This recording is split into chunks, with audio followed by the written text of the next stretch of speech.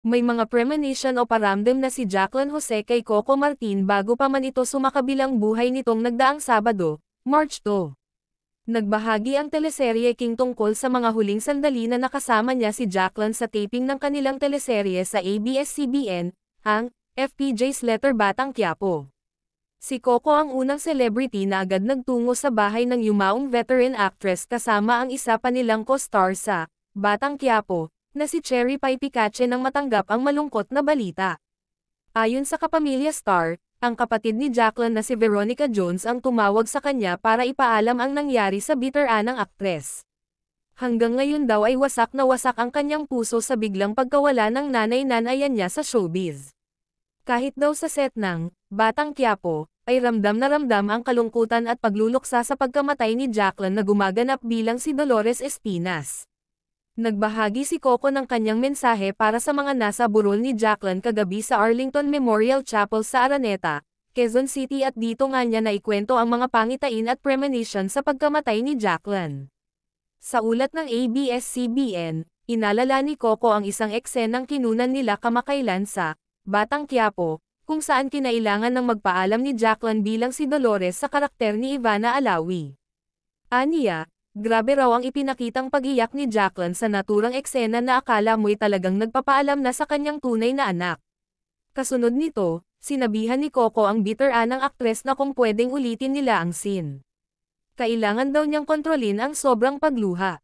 Nag-explain naman si Jacqueline kay Coco, kasi parang isa-isa nang nawawala yung mga karakter sa kulungan, Nitong mga nakaraang araw ay palagi rin siyang niyayakap ni Jacqueline kasabay ng pagsasabi ng, I love you.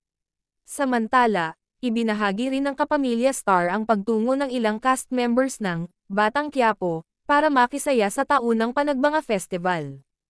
Pagdating ko pa lang ng Baguio, ikinukwento ko na siya, Jacqueline, kay Cherry Pie. Pie, alam mo pinagkukwentuhan namin ni Mommy Jane si Ma'am Charito Solis, sina FPJ, Fernando Poe, Jr. Tapos yung gabi after ng show sa Baguio, siya pa rin yung pinagkukwentuhan namin. Yun pala, hindi namin alam may nangyari na pala, aniya pa. Pagpapatuloy pa ng aktor, natanggap niya ang balitang pumanaw na si Jacqueline last Sunday March 3, bandang 6 p.m, pumunta kami agad ni Cherry Pie sa bahay niya. 7 ng gabi, nanduan na kami sa labas. Syempre nagulat talaga lahat kami. Hindi namin inaasahan na mangyayari ito, sabi ni Coco. Nagpasalamat din siya kay Jacqueline sa pagmamahal at pagpapahalaga nito sa kanya. Utang na loob ko lahat kay Mommy Jane. Siya ang dahilan kung bakit ako nandito sa ABS-CBN. Kung bakit lahat nangyari sa buhay ko. Siya ang kasama ko sa kauna-unahang indie movie ko na Masahista. Siya ang nag-convince sa akin na pumasok sa TV, sa ABS-CBN, lahad pa ng aktor. Sa isang bahagi ng kanyang eulogy sa ABS-CBN at Batang Quiapo, Night sa Burol ni Jacqueline, bumaha rin ng luha nang maging emosyonal siya, lalo na nang mabanggit niya ang pagiging nanay ng aktres sa mga anak na sina Andy at Gwen. Naiinggit ako sa mga anak niya, kasi may magulang na kagaya niya na may ganung pagmamahal sa mga anak, si ni Coco. Ako naiinggit ako kasi sana nagkaroon ako ng ganung magulang.